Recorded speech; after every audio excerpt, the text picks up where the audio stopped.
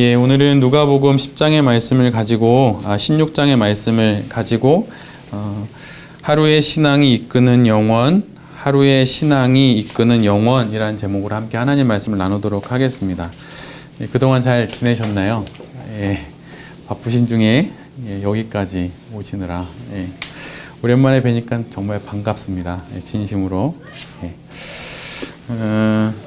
오늘 본문은 사실은 우리가 잘 알고 있는 본문이지요. 잃어버린 양, 또 잃어버린 은전 드라크마, 그리고 잃어버린 아들에 관련된 이야기라고 해서 그 신대원 갈 때, 입시 공부할 때 여기를 잘 많이 외워야 했던 본문 중에 하나입니다. 그런데 예수님께서 오늘 본문을 전하시는 대상은 15장에서처럼 바리새인들과 서기관들이 아니라 당신을 따르는 제자들에게 오늘 본문을 전하고 있는 거예요. 예수님께서는 제자들에게 비유를 들어서 말씀을 하십니다. 근데 그 비유는 우리가 잘 알고 있듯이 불의한 청지기, 부정직한 하인에 관련된 이야기이지요. 여러분은 이 말씀을 들을 때마다 어떤 생각이 드시나요?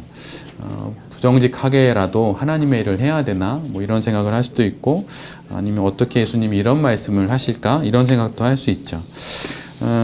정말 많은 그리스도인들이 이 오늘의 본문을 대할 때마다 마음에 어려움이 있습니다. 저도 그렇습니다. 그 이유는 왜냐하면 마치 예수님께서 불의한 청지기의 행동을 칭찬하시는 것처럼 보이기 때문이에요.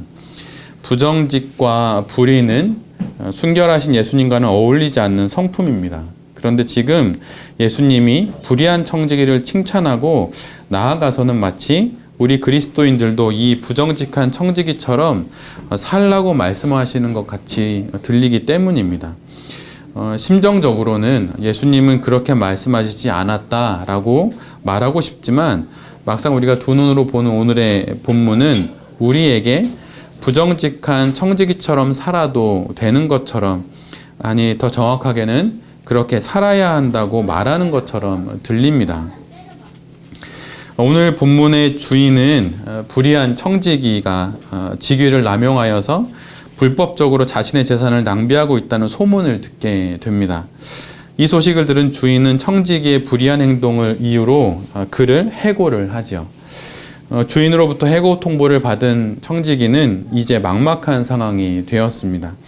왜냐하면 그는 이미 적지 않은 나이이기에 일을 하려 해도 그 일을 할 힘이 없었고, 구걸을 하자니 그것은 부끄러운 일이었고, 또 자존심이 상하는 일이었기 때문입니다. 결국 그래서 그는 주인에게 빚진 자들을 다 불러 모아요. 그래서 자신에게 오게 하여서 그들의 빚을 줄여줌으로 해고 이후에 자신의 삶을 대비합니다. 그러나 모든 일이 그러하듯이 시간이 얼마 지나지 않아서 불의한 청지기가 한 모든 일들은 주인에게 그대로 알려지게 되지요. 해고를 당한 청지기가 주인의 재산을 가지고 또다시 불의하게 행동을 했으니 이제 해고를 넘어서 더 큰 벌이 그에게 내려질 게 뻔한 것입니다. 그런데 여기서 아주 아이러니한 상황이 벌어집니다. 유진 피터슨이 번역한 메시지에서는 그 상황을 이렇게 기록하고 있어요. 자, 여기에 놀라운 소식이 있다. 주인은 이 부정직한 관리인을 칭찬했다. 부정직한 청지기가 해고 통보를 받은 이유가 무엇입니까? 그것은 주인의 재물을 마음대로 썼기 때문이에요. 그런데 해고 통보를 받은 이후에 그 청지기가 또다시 주인의 재물을 마음대로 씁니다. 연거푸 2번이나 그런 일을 저지른 거죠. 그런데 주인이 이 청지기에게 하는 이야기는 참으로 지혜롭다라는 이야기입니다. 조금 전까지만 하더라도 자신의 재산을 함부로 사용한 것을 이유로 청지기에게 화를 내며 그를 해고하였던 주인이 이제는 해고를 당한 상황에서도 잘못을 뉘우치지 않고 또다시 주인의 재산을 함부로 사용하여서 손해를 끼친 부정직한 관리인을 오히려 칭찬을 하고 있습니다. 반성은 고사하고 또다시 죄를 지은, 어떻게 보면 가중처벌을 받아야 할 것 같은데 주인은 그를 오히려 칭찬합니다. 잘했다는 것이죠. 불의한 청지기가 칭찬을 받았으니 그는 더 이상 불의한 청지기가 아닙니다. 왜냐하면 불의는 칭찬을 받을 수 없는 것이고, 만약에 그가 칭찬을 받았다면 그는 불의한 짓을 한 것이 아니기에 그는 더 이상 불의한 청지기가 아닌 것이죠.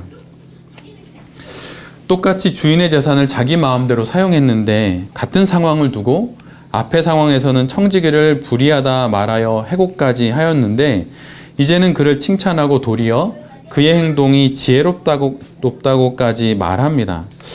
어떻게 주인의 태도가 이렇게 완전히 뒤바뀔 수 있는 것일까요?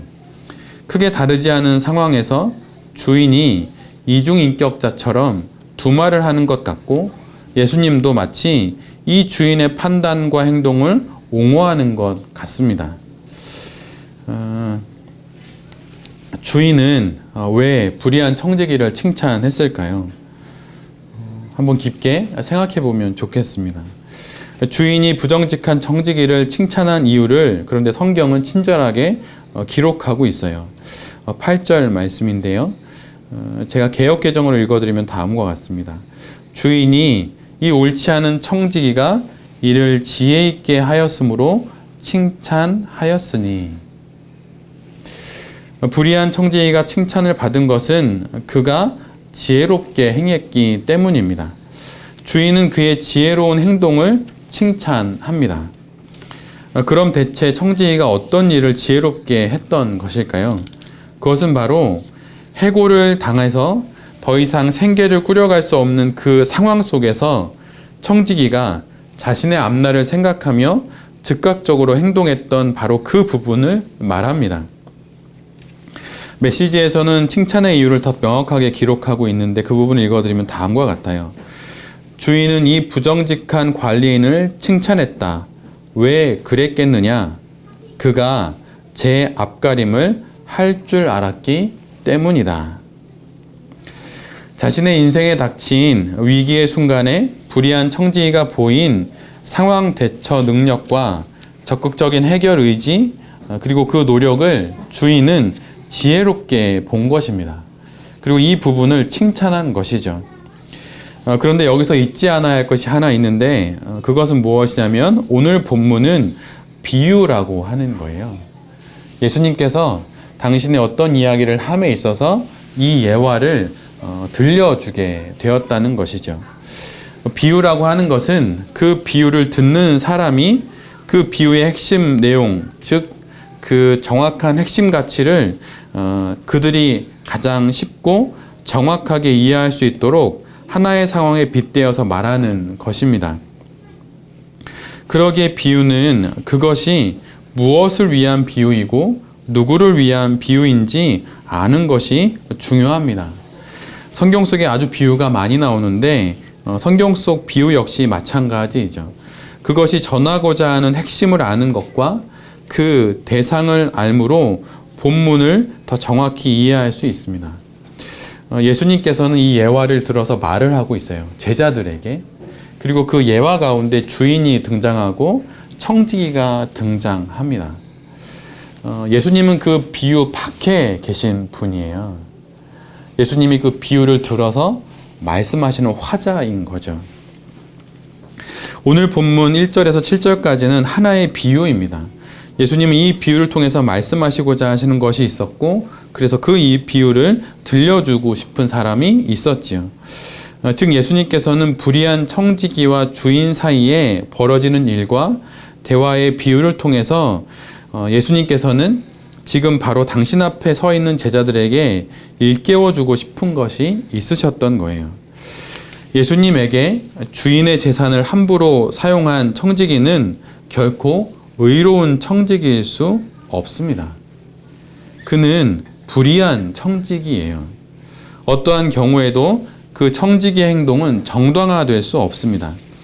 만약 이런 부정직한 청지기를 예수님께서 의롭다 하신다면 그것은 신명기 5장에 기록된 하나님의 말씀 10계명 중에 제8계명 도적질하지 말라라고 하는 이 계명과 제10계명인 내 이웃의 것을 탐하지 말라는 하나님의 말씀을 예수님께서 스스로 부정하는 것입니다. 불의를 옹호하는 예수님, 불의를 정당하다고 말씀하시는 예수님은 상상할 수 없죠. 어떠한 경우에도 불의는 불의입니다. 왜냐하면 하나님께서는 의로운 분이시기 때문이죠. 고린도후서 6장 14절로 16절에 이런 말씀이 있어요. 제가 개역개정으로 읽어드릴게요. 한번 들어보십시오. 너희는 믿지 않는 자와 멍에를 함께 매지 말라.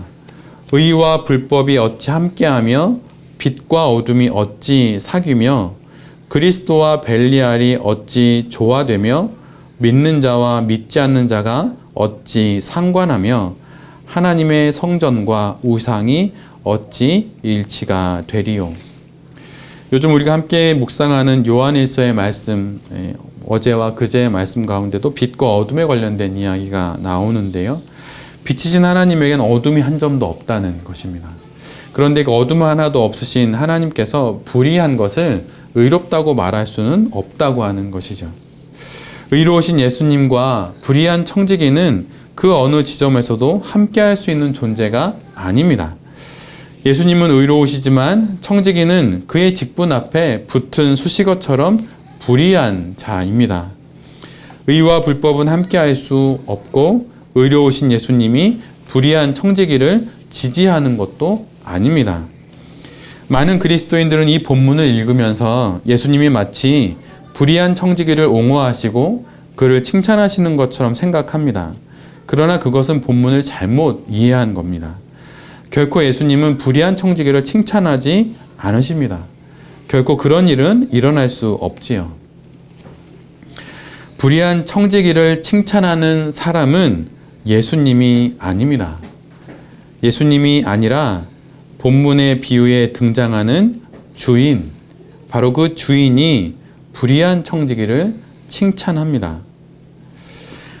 앞에서 언급한 오늘 본문에 대한 그리스도인들의 오해는 본문에 등장하는 그 주인이 예수님 자신을 지칭하는 것이라고 생각하는 경향이 있고, 이로 인해서 주인의 입장이 마치 예수님의 입장이라고 생각하기 때문이죠.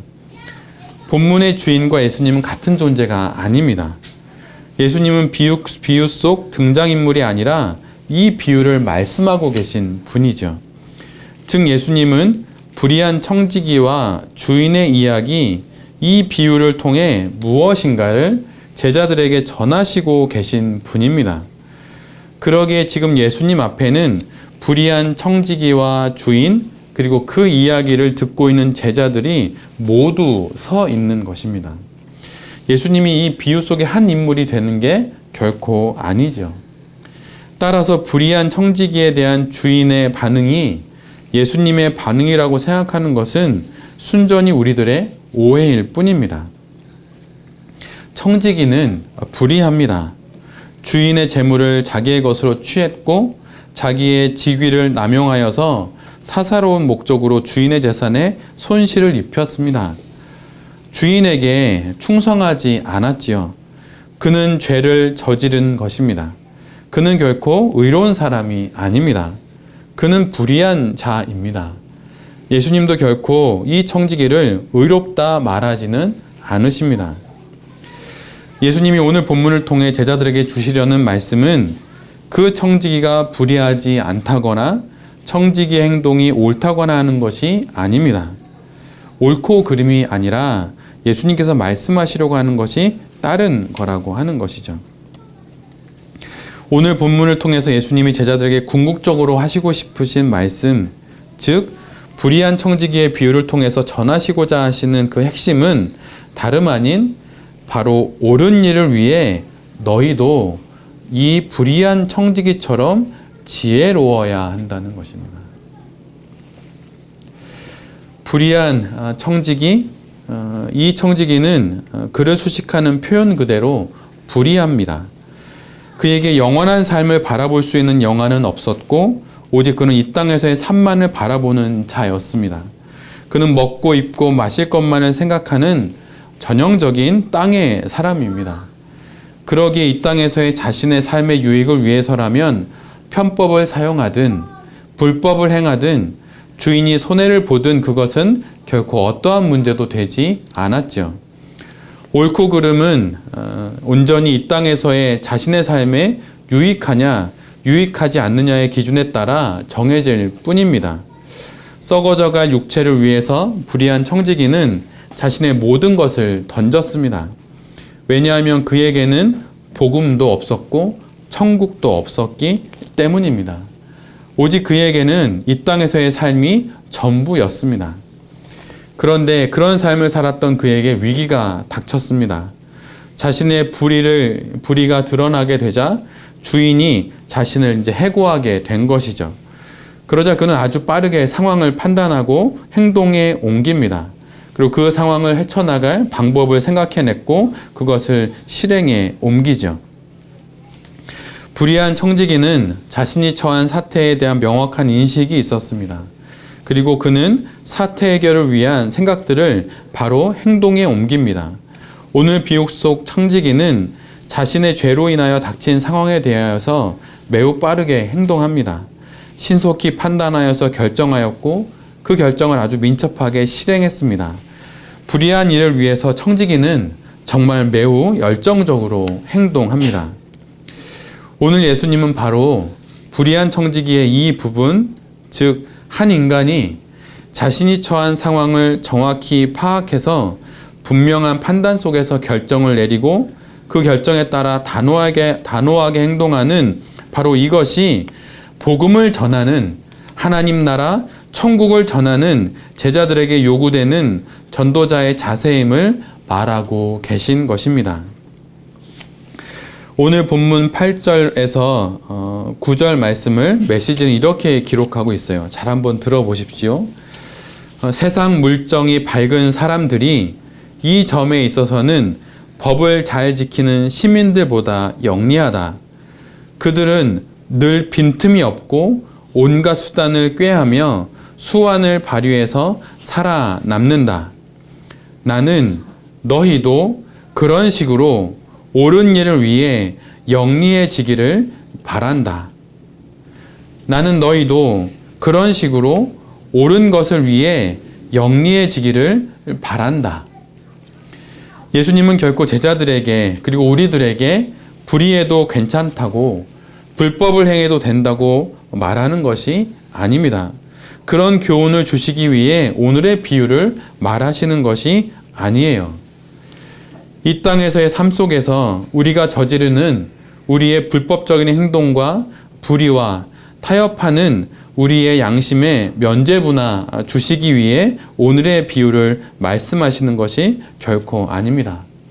사업을 하다 보니, 직장 생활을 하다 보니, 목회를 하다 보니, 가정을 꾸리다 보니 때로는 불의한 것에 눈 감으면 쉽게 그 다음 것이 내 손에 쥐어질 수 있죠. 그런데 그렇게 하라고 오늘의 말씀을 마치 면죄부처럼 우리에게 주신 것이 결코 아닙니다. 만약 그렇게 생각한다면 그 사람은 공의로우신 하나님의 이름을 망령되이 일컫는 것입니다. 하나님의 이름을 망령되이 일컫는 것, 성령을 회방하는 것, 그것은 결코 용서받지 못할 죄라고 분명 주님이 말씀해 주셨습니다. 예수님이 이 땅에 오셔서 하셨던 첫 일성이 무엇입니까? 회개하라. 천국이 가까이 왔느니라. 지금 예수님 앞에 있는 제자들도 바로 예수님의 이 말씀에 따라 땅의 사람들, 먹고 입고 마실 것을 생각하는 그 육신의 삶만을 생각하는 이들에게 회개를 촉구하며 곧 도래하게 될 하나님 나라를 전하고 하나님 나라의 소망을 갖게 하는 그 일을 해야 하는 사람들입니다. 그래서 그들에게 하나님 예수님께서 오늘의 말씀을 전해 주시는 거죠. 회개를 명하며 천국을 소망케 하는 것은 옳은 일입니다. 죄악 가운데 있는 사람들에게 예수 그리스도의 복음을 전하고 회개를 명하는 것과 하나님 나라를 소망케 하는 일은 옳은 일이죠. 모든 이들에게 반드시 있어야 하는 일입니다. 그런데 이런 옳은 일을 행해야 하는 제자들이 육체를 위한 불법을 행하는 자들만큼도 성실하거나 지혜롭지 못하다면 그것만큼 안타까운 일은 없을 것입니다. 여러분 목회가 어렵게 느껴지십니까? 근데 목회 쉽게 하려면 정말 쉽게 할 수 있습니다. 정말 쉽게 하면 한없이 쉽게 할 수 있는 게 목회예요. 유진 피터슨이 쓴 목회자에게 권하는 3권의 책이 있어요. 근데 그 책을 읽어보면 결론은 그거예요. 제 나름의 결론입니다. 목회 쉽게 할 수 있으면 그 방법도 있다고. 요나처럼 이렇게 사실 그 1권에 나오는 부분인데 한번 읽어봤으면 좋겠어요. 1권. 제가 사실 사드리려고 하는 책이기도 합니다. 하나님이 요나에게 니느웨로 가라고 하시잖아요. 근데 니느웨가 그렇게 썩 좋은 곳은 아니었거든요. 다시스가 훨씬 좋은 곳이었습니다. 근데 다시스에 갈 수도 있죠. 실제로 요나는 갔고요. 근데 목회자에게도 그런 선택이 있을 수 있습니다. 쉽게 목회할 수 있어요. 일주일 내내 편하게 지내다가 대충 목회할 수 있죠. 그런데 그 다시스와 니느웨 사이에서 괴로워하는 것들이 목회자에게 있을 때 그때 목회자는 이렇게 불의로 달려가지 않게 되고 부단히 더 의로운 일을 향해서 몸부림치게 되는 것이죠. 사업을 하는 것도 마찬가지고 성도로 이 세상에 직장생활 하는 것도 마찬가지입니다. 세상 사람들처럼 한두 번 눈 감으면 다 쉽게 일이 되죠. 다 하는데 99명 다 그렇게 하는데 내가 그렇게 한다고 뭐 큰일이 되나요? 그런데 그 하나 그 불의한 것을 한번 눈 감는 그 일을 하지 않겠다고 결심하는 게 그게 바로 예수님이 이 땅에서 하셨던 거예요. 예수님이 받으셨던 그 3번의 유혹 있잖아요. 한 번만 나에게 절해라. 이 돌 떡 만들어라. 한 번만 뛰어내려라. 예수님께 이게 어려운 일이 결코 아닙니다. 한 번 눈 딱 감으면 다 할 수 있는 일이에요. 근데 그때 눈 감지 않고 그 일을 하지 않는 것, 그것을 통해서 이 땅에서 하나님의 일을 이루셨던 것이죠. 예수님이 오늘 제자들에게도 그렇게 말하는 거예요. 너희들이 하나님의 일을 이루기 위해선 이 땅의 육신의 산만을 위해서 뛰는 사람들보다 더 성실하게 지혜롭게 일을 감당해야 된다고 말하는 것입니다. 대부분의 사람들은 또 불의한 것은 되게 아름답지 못하고 또 특성상 변덕스럽고 무계획적이고 되게 난폭하리라고 생각을 합니다. 그러나 실은 불의한 것 또 악한 것들이 결코 그런 모습으로만 다가오지 않아요. 엄청 달콤합니다. 그리고 불의한 것은 되게 집요해요. 창세기 3장에서 보면 사단이 하와를 계속 유혹합니다. 그 유혹하는 모습을 자세히 읽어보십시오. 계속 기다립니다. 아주 세밀하게 하와를 유혹해요. 그리고 아주 논리적으로 설득합니다. 그리고 하와가 반응을 보일 때까지 아주 성실하게 행동합니다. 그러다가 마침내 인간이 죄를 저지르자 여지없이 그 악의 속내를 드러내어 보이고 인간을 죄의 올무에 완전히 걸어서 목을 틀어 쥐게 되는 것이죠. 세상에서 가장 무서운 것이 무엇입니까? 여러 가지가 있겠지만 그 중에 가장 무서운 것 중에 하나는 바로 성실한 악이라고 생각이 돼요. 불법인데 되게 성실합니다. 악한데 되게 집요해요. 계획을 짜서 그 불의한 것을 이루게 됩니다. 악을 행하는 사람들도 불법을 행하는 사람들도 악과 불법을 성취하기 위해 그렇게 집요하게 행동한다면 그 악에 맞서는 사람들은 어떠해야 할까요? 신앙생활을 전쟁으로 표현하는 것은 마치 열광적인 신앙 색깔을 가지고 있는 오순절파나 성령파에게나 해당되는 것이라고 생각하는 그리스도인들이 많습니다. 사실 저에게도 이런 것들이 잘 맞지는 않아요. 그러나 열광적인 신앙들이 때로는 문제가 있기도 하지만 그러나 그리스도인들의 신앙생활을 전쟁에 비유하는 것이 때로는 우리에게도 정말 필요합니다. 현대 그리스도인들에게 있어서 사라져가고 있는 것인데 그것은 뭐냐면 죄와 싸우는 거예요. 악에 이기고자 하는 결단이 없는 것입니다. 히브리서 12장 4절에 이런 말씀이 있어요. 너희가 죄와 싸우되 아직 피 흘리기까지는 대항하지 아니하고. 여러분 죄와 어디까지 싸우십니까? 피 흘리기까지 싸우십니까? 근데 히브리서 기자는 말하는 거예요. 피 흘리기까지 싸워야 한다고.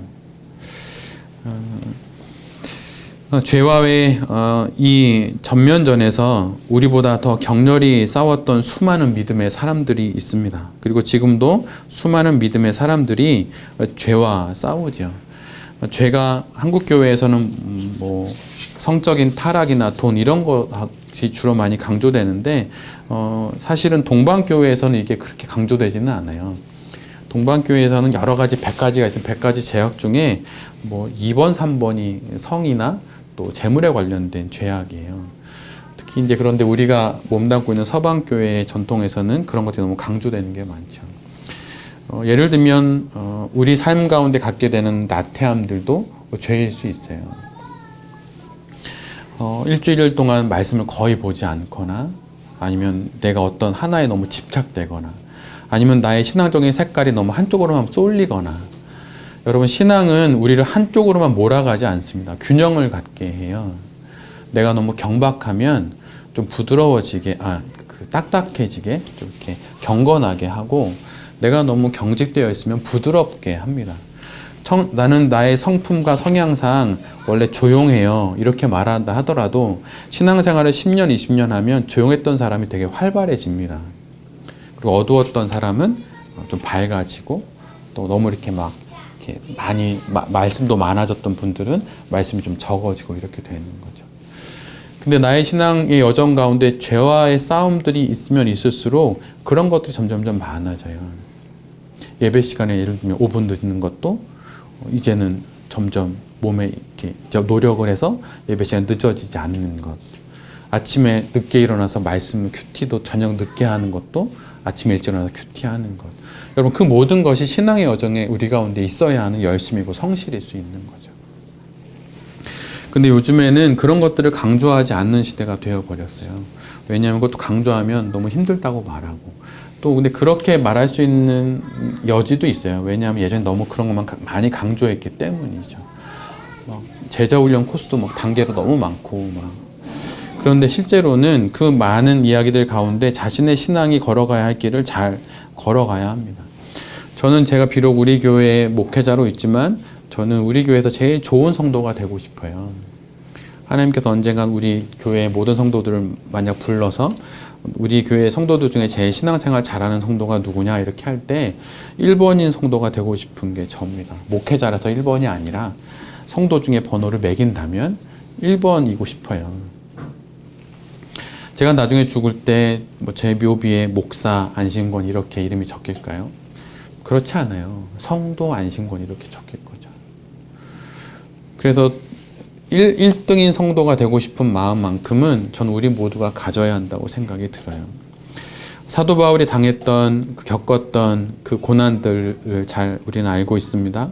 40에 하나 감한매를 5번 맞고 채찍으로 맞는 태장을 3번 맞고 또 돌로 온몸을 맞고 복음을 전하기 위해 떠난 길에 3번 파선하고 일주일을 깊은 바다에서 지냈습니다. 그런데 이렇게 신앙생활했던 사도 바울과 나태한 신앙생활을 하고 있는 제 자신이 하나님 앞에 동일한 대접을 받는다면 전 그건 공의로운 하나님이 아니라고 생각해요. 썩어져갈 육체를 위해 이 땅에서 안락한 삶을 위해 오늘의 본문의 청지기는 불의를 행합니다. 그는 자신에게 닥친 위기 앞에서 정말 지혜롭게 행했어요.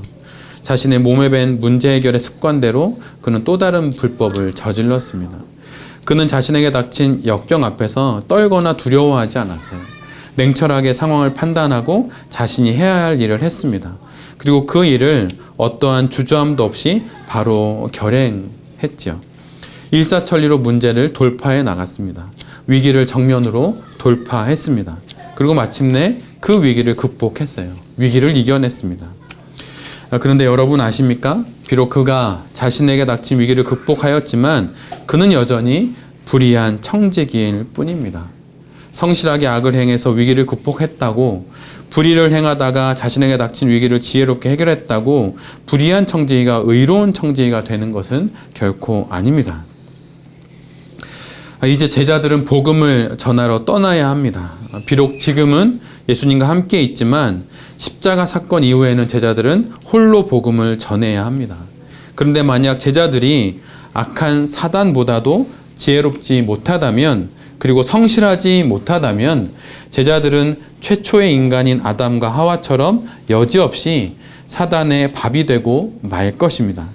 그러기에 우리 주님은 복음을 전해야 할 제자들에게 지혜롭기를 요구하시면서 제자들의 이해를 돕기 위해 오늘의 비유를 사용하신 것이죠.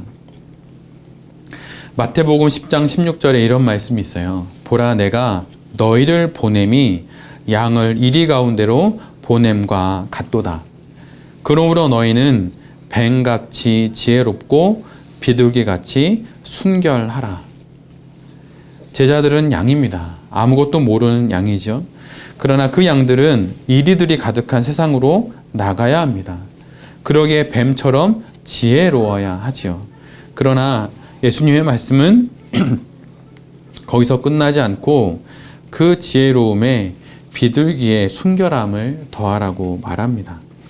그 지혜로움이 비둘기의 순결함을 손상케 해서는 안 됩니다. 뱀의 지혜만 있는 것은 사단이지만 뱀의 지혜에 비둘기의 순결함까지 같이 있을 때 우리는 비로소 하나님 앞에 귀하게 쓰임받는 주의 아들들이고 주의 딸들이 됩니다. 그리스도인들 그 이름 앞에 우리 모두 빛의 자녀라고 하는 아름다운 이름이 붙게 되기를 빕니다.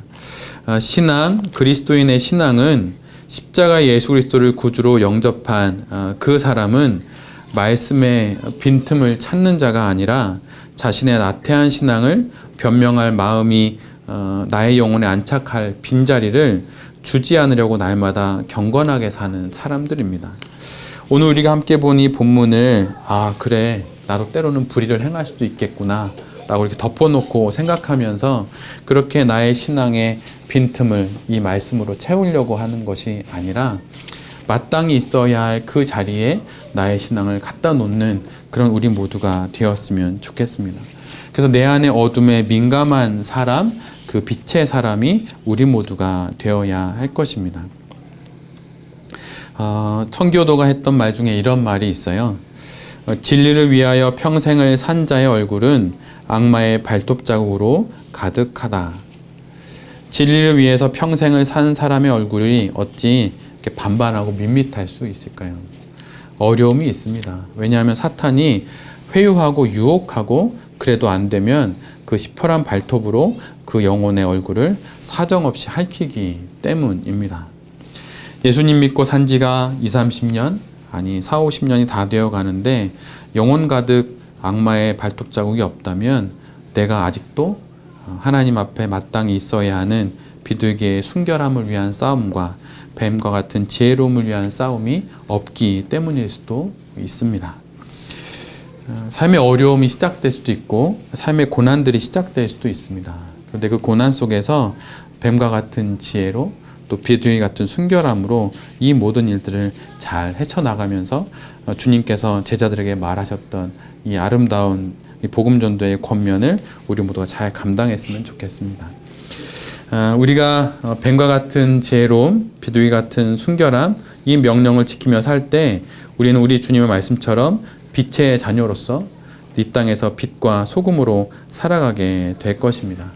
여기 계신 모든 성도님들이 그렇게 하루하루 그렇게 잘 살아가고 그 하루의 신앙으로 마침내 영원까지 다다르게 되는 그 귀한 은혜와 은총이 여기 계신 모든 성도님들과 또 제 자신에게 있게 되기를 기도드립니다.